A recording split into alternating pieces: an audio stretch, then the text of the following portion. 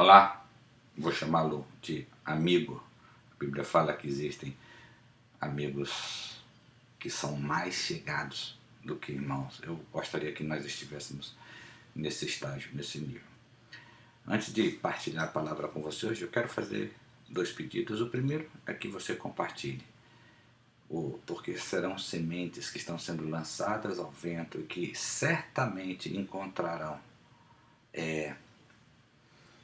terrenos bons, próprios para dar frutos. Esses terrenos são o coração do homem. Que disse isso foi Jesus. O terreno não é igreja, o terreno não é outra pessoa, o terreno é o seu próprio coração.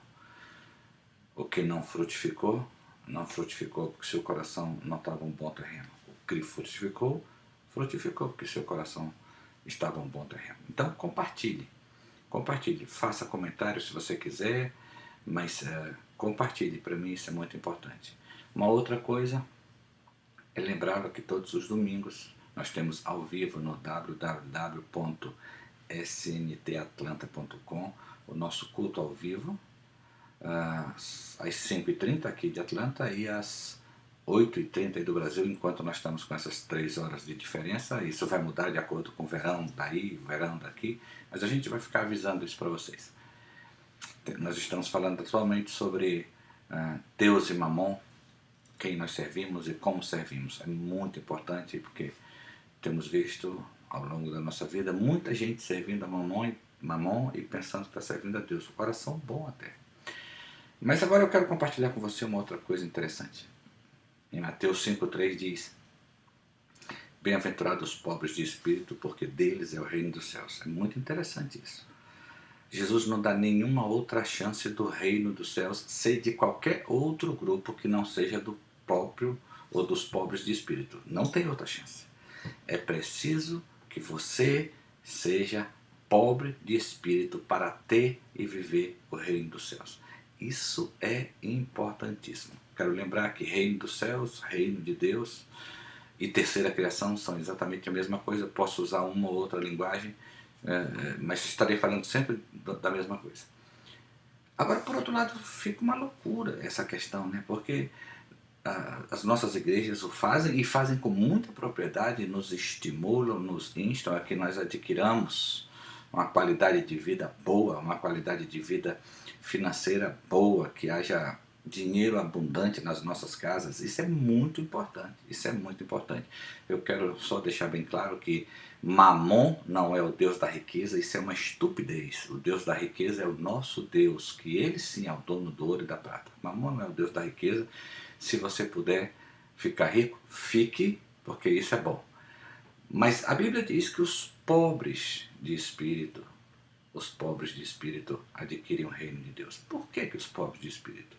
Lembro-me de um fato que aconteceu na vida de Jesus. Ele estava andando e um jovem procurou para ele e disse: o que eu faço para herdar a vida eterna? Ou o que eu faço para pertencer ao reino de Deus? Aí Jesus diz: você conhece os mandamentos e pratica os 10 mandamentos? E ele diz: sim, eu faço isso há muito tempo. Alguns pastores já disseram: não, ele não faz porque é impossível fazer, mas é interessante que Jesus não disse que ele não fazia. Jesus considerou que ele fizesse. Jesus disse: bom, se você faz os mandamentos, as leis, e não vive no reino dos céus, é porque mandamentos e leis não botam você no reino dos céus.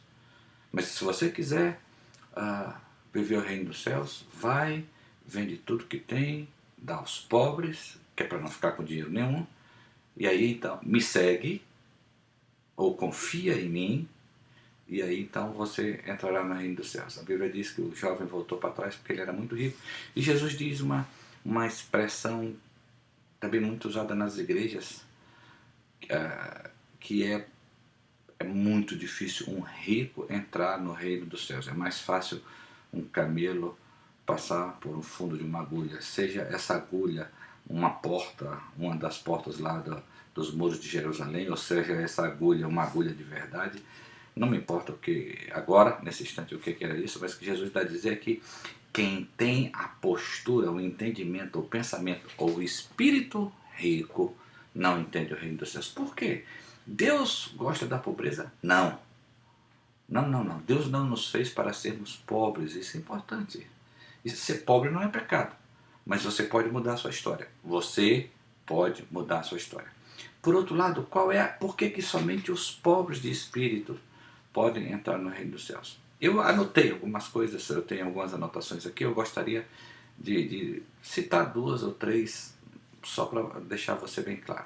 A primeira coisa, o pobre de espírito, como todo pobre, mesmo que não seja de espírito pobre financeiro, ele sabe que tem necessidade. E esse é um grande problema. Ele sabe que tem necessidade e que ele, e por ele, é incapaz de resolver essa situação. Ao contrário de muitos de nós nas nossas igrejas, que quando temos necessidades, ou temos alguns problemas, ou temos algumas lutas, nós tentamos resolver com atos religiosos, com atitudes religiosas, ou com esforço próprio. Isso mostra que você ainda não tem pobreza de espírito, isso mostra que você ainda pensa que, como, sei lá, como rico de espírito, eu posso.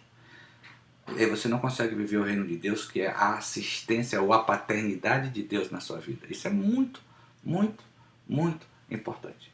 Uma outra qualificação do pobre, uma outra característica do pobre, é que ele sabe que precisa de outros. Nós sabemos que precisamos de Deus. Nós dizemos assim, eu preciso de Deus.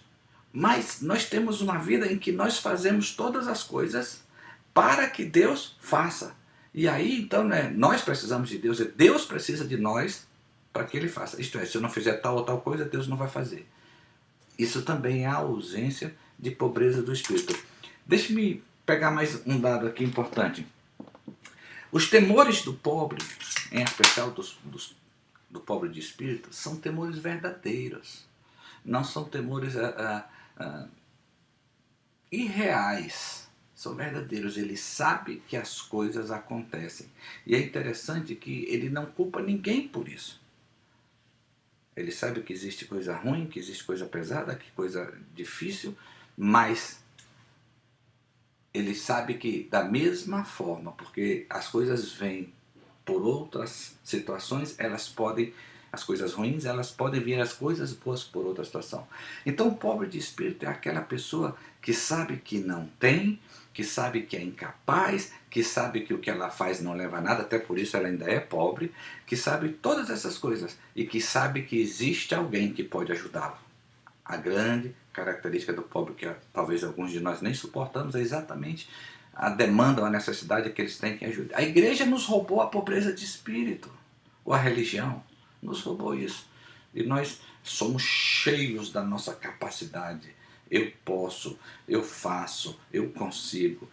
Foram tantos dias disso e eu consegui aquilo. Foram tantos dias daquilo e eu consegui isso. Não, o pobre é aquele que reconhece que não pode e que se coloca diante de quem pode e diz, faz. Não tem jeito de você conhecer a graça de Deus sem que você tenha consciência, primeiro, de que você é incapaz. Jesus veio mostrar para nós que nós éramos incapazes de adquirir salvação por qualquer ato bom, de bondade, de religiosidade, de qualquer forma. Eu quero só te dizer hoje, reconheça que você não consegue. Vá diante do seu Pai do céu e diga, Pai, eu não consigo. Eu tentei, lutei, gritei, chorei, jejuei, busquei, fiz todo tipo de coisa, mas eu não consigo. Eu espero que o Senhor faça. É interessante isso, é interessante. Jesus nunca trouxe nenhuma capacidade para ele. Mesmo quando uma palavra dele produzia cura em alguém, ele chegava e dizia, foi a tua fé que te curou, não foi a minha fé e nem foi o que eu falei. Veja como Jesus se colocava propositadamente pobre de espírito. Quando ele vai ressuscitar Lázaro, ele chega e diz assim, Lázaro, antes de mandar Lázaro vir para fora, ele ora e diz assim, meu Pai, obrigado porque o Senhor me dá sempre. O Senhor responde ao meu favor sempre. De novo ele se coloca como pobre do espírito. Eu quero te desafiar hoje a reconhecer que você é incapaz, sozinho, das coisas relativas a Deus. Você é incapaz de milagres. Você é incapaz. Você é incapaz. Mas Deus é capaz. E quando você reconhece que você é incapaz, e você consegue orar e dizer, Deus, eu posso tentar, mas eu posso optar pela graça, e eu opto pela graça, você vai começar a ver acontecer coisas diferentes. Pessoalmente, na minha vida tem sido assim, e talvez essa seja uma das coisas mais difíceis que eu vivi na minha vida. A força para esperar na graça. Quando a gente acha que tem muita capacidade, muito poder, muito conhecimento, muito isso, muito aquilo, a gente sempre acha que a gente fez alguma coisa para conseguir aquilo. Mas a minha oração todo dia e o tempo todo é: Deus, eu quero conseguir pela graça. Eu quero chegar no final, mesmo que eu tenha feito uma ou outra coisa, ou mesmo que eu tenha feito muita coisa, eu quero chegar no final e dizer: não tem nada a ver com o que eu fiz, foi a graça que me deu. Eu quero que Deus, meu Pai que está nos céus, me veja e diz: ali tem um pobre de espírito. Ele sabe que ele não consegue. Eu quero que você se coloque nessa posição também. Seja um pobre de espírito. Porque se você for, você consegue conhecer, experimentar, penetrar e viver no reino de Deus. Deus te abençoe.